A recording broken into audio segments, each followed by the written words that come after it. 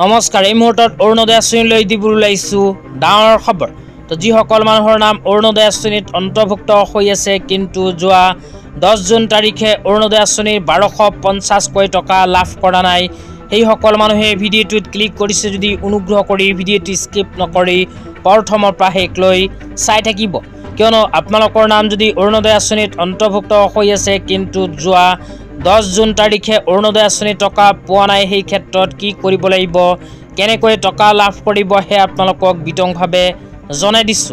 অনুগ্ৰহ কৰি ভিডিঅ'টো স্কিপ নকৰি চাই থাকিব। লগতে মোৰ চেনেলত নতুন হলে প্লিজ চেনেলটো সাবস্ক্ৰাইব কৰি মোৰ লগত থাকিব আৰু ভিডিঅ'টো ভাল লাগিলে অনুগ্ৰহ কৰি শ্বেয়াৰ কৰি দিব। তলত থকা শ্বেয়াৰ অপশ্যনত ক্লিক কৰি ভিডিঅ'টো শ্বেয়াৰ কৰি দিব। তো বলক ভিডিঅ'টো আৰম্ভ কৰি এই বিষয়ত আমি বিস্তাৰিত জানি লওঁ। অসম চৰকাৰে প্ৰতি মাহৰ 10 তাৰিখটো পেঞ্চন আৰু অৰুণোদয়ৰ দিন হিচাপে ঘোষণা কৰিছে।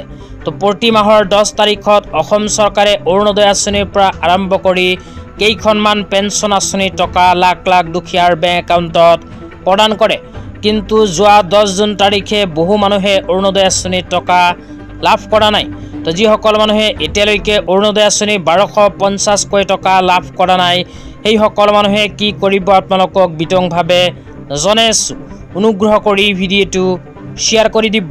তেতিয়া আপোনালোকক মোবাইল স্ক্ৰীনত দেখুৱাই আছোঁ টাইম 8 নিউজ চেনেলৰ ফালৰ পৰা এনেকৈ এখন আপডেট প্ৰদান কৰিছে। তো ইয়াতে লিখা আছে 48 ঘণ্টাৰ পাছতো লাভ কৰা নাই নেকি ধন, অৰুণোদয় বৃদ্ধ পেঞ্চন দিব্যাংগ বিধৱা পেঞ্চনৰ ধন একাউণ্টত জমা হোৱা নাই নেকি, ক'ত কৰিব অভিযোগ চাওক। তো আপোনালোকে যদি এতিয়ালৈকে অৰুণোদয় আঁচনিৰ টকা বা বৃদ্ধ পেঞ্চন আঁচনিৰ টকা দিব্যাংগ বা বিধৱা পেঞ্চন আঁচনিৰ টকা পোৱা নাই তেন্তে কি কৰিব, টাইম 8ৰ ফালৰ পৰা এনেকৈ এখন আপডেট প্ৰদান কৰিছে। তো ইয়াতে কোৱা হৈছে লিখি লওক এইটো হেল্পলাইন নম্বৰ, এখন হেল্পলাইন নম্বৰ আহি পৰিছে। এইখন হেল্পলাইন নম্বৰত আপোনালোকে ফোন কৰি কৰিব পাৰিব অভিযোগ কৰাৰ পিছতে আপোনালোকে অৰুণোদয় আঁচনিৰ ধন লাভ কৰিব। তো আপোনালোকক ফোন নম্বৰটো জনাই দিছোঁ, অনুগ্ৰহ কৰি লিখি ৰাখক। ফোন নম্বৰটো হ'ল 0361223705 এইটো ফোন নম্বৰত ফোন কৰি আপোনালোকে দিব পাৰিব অভিযোগ। তো তাৰপিছত কোৱা হৈছে এটা ফোন কলতে লাভ কৰিব চৰকাৰী ধন। তো আপোনালোকে এইটো ফোন নম্বৰত ফোন কৰি ডাইৰেক্ট চৰকাৰক অভিযোগ দিয়ক আৰু অৰুণোদয় আঁচনি টকা লাভ কৰক। তো আজি ইমানেই।